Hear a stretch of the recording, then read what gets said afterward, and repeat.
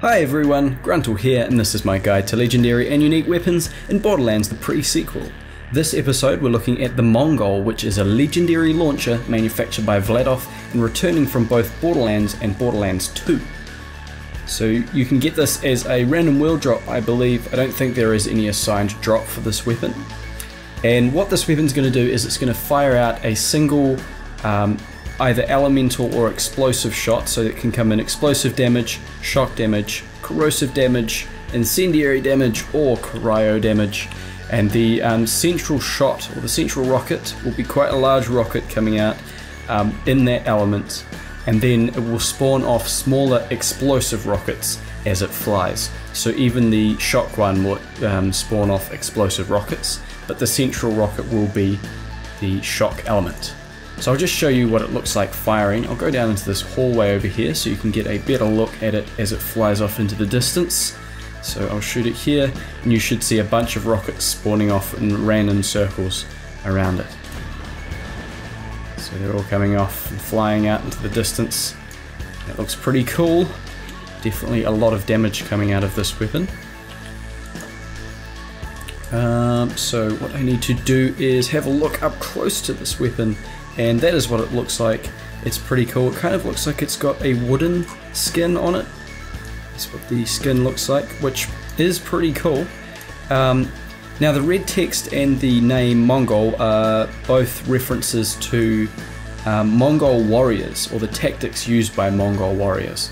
So apparently back in the day when Mongol warriors were around, they used to charge at their enemies before splitting and surrounding them. So yeah, that's kind of cool, and also a bit scary if you're up against them. They seem like a formidable force.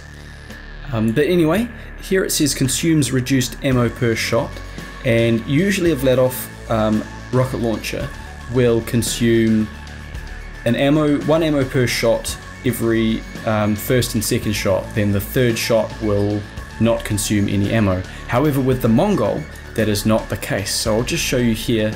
The ammo count is at 3 right now, and if I shoot once, the ammo count is now at 1. So it consumes 2 ammo per shot, and that's for every single shot. So you're never going to consume reduced ammo per shot.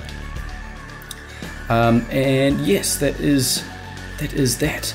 The reason that I'll just say now, the reason I'm not putting any parts on this that are increasing the magazine size to counteract the increased ammo per shot is because I would have to use 2 scav parts to add 2 more rockets to the shot to make it worthwhile. If I just add 1 more ammo to the mag, then it will still only be able to shoot 3 times before I have to reload. But if I have 2 bandit, also 2 scav parts, like this one here, so a scav grip and a scav exhaust, then that'll add, also it's got a attachment here that's going to add 1 to the mag size, which isn't really needed here, but anyway, it's adding 2 or more to the mag size, so it will actually get 1 more shot off. However, I was thinking of adding 1 scav part to this, but it just wouldn't be worthwhile. But anyway, looking at the parts of this particular one, it's always going to spawn with the Vladof barrel, and the Vladof barrel has increased fire rate and increased missile speed, so that's good. I don't believe it has any negatives either, which is awesome. We have the grip here of the Torg variety, so a Torg grip, which is increasing the damage of this launcher, and also the Torg exhaust is doing the same thing. They both have lots of negatives to them, but I like to increase the damage of launchers since that's what they're mainly for, heaps of damage, and it will mean that the smaller projectiles will hit for increased damage as well, so that is nice. Next up we have the sight here, which is the Vladof sight. The Vladof sight is going to increase the fire rate of the weapon. Lastly, the accessory, which is just up here, giving it the Moskovitz prefix, and that is going to give the increased weapon swap speed and better reload speed. So I like to use that just so I can switch to the weapon quickly. I've said that many times. However, you could possibly go with a complete damage one, where it's the Torg grip and exhaust again, the Vladof sight because you can't add damage with a sight, It's got the accessory, the rugged accessory, which is adding 10% weapon damage to the rocket launcher, but also has a couple of negatives to it. And that is all the parts on that one there. Basically that's going to give you a better damage. So you can see the rugged Mongol has more damage than the Moscovitz Mongol, but worse fire rate and worse reload speed in this case. So yes, let's compare the nicely parted one, or my favorite parted one, to the purple version with the same parts, and you can see that the fire rate is decreased compared to a normal purple one. However, the damage is increased, and the mag size, as I said, is a different deal, because with the purple one, a mag size of 6 is actually going to give you probably 8 or 9 shots, considering the reduced ammo per shot. So it's a different deal there. Oh, actually, I didn't notice that. I should have noticed that. The just kidding, no it doesn't. That is on the Mongol, and that's just saying that the consumes reduced ammo per shot is not true. So yes, should have pointed that out, but now I have.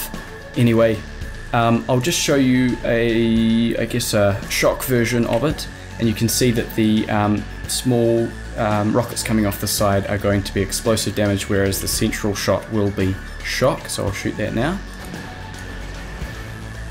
So you could see there was the yellow damage coming off him from a couple of the smaller rockets hitting him, and then he also got the blue shock damage on him. So that was a good demonstration there, I reckon. And now if I'm just using the explosive one again, you can see what the damage is like with this one. Does pretty decent damage with the little rockets as well, so about 230 in this case, and that's with a pistol subroutine, so we are losing a bit of damage there. And the main shot that hits him actually goes for a lot of damage as well, especially with this explosive claptrap build, so that is nice. In terms of characters that are going to be good with the Mongol, every single character is good with the Mongol, because the Mongol is amazing. It can take out small bunches of enemies, big bunches of enemies. It can take out EOS very fast, especially if you use Nisha. Jolt's dude has a video on that, where basically he uses the tombstone skill to give all of the rockets, or a bunch of the rockets, critical hit damage as well, and that's pretty crazy. Claptrap of course has the explosive damage bonus, which for any of the versions, even the cryo or corrosive, it will give the buffs to the smaller rockets that are coming off the sides. And you know, you can use the shock version or the incendiary version with Athena for her maelstrom, or any of them with Wilhelm. That would be pretty badass. And you can use this one with Aurelia, or just any of them with any character. It's going to be awesome, as I was saying. So what we're going to do here is jump over to some gameplay with Claptrap, and the I guess I'll actually use the cryo version, since I'm going to get the explosive buffs from all of the side ones. May as well use the cryo version, so that when some enemies, if you get an enemy cryoed, so if I hit this guy and he gets frozen, he's resisting it. If this guy gets frozen, or if any of them get frozen, basically what's going to happen is they'll take increased damage from explosive damage. So this will actually mean that you can hit them for more damage with the little explosive rockets that come off the side. So that's what we'll be doing, and I'll jump over to Overlook now for that demonstration.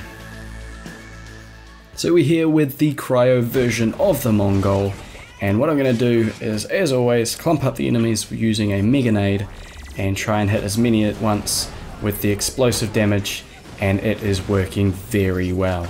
So even if I miss them, or miss the group with the central rocket, the splitting off mini rockets have enough damage to kill enemies very easily with Claptrap, and also with any other character, but especially Claptrap.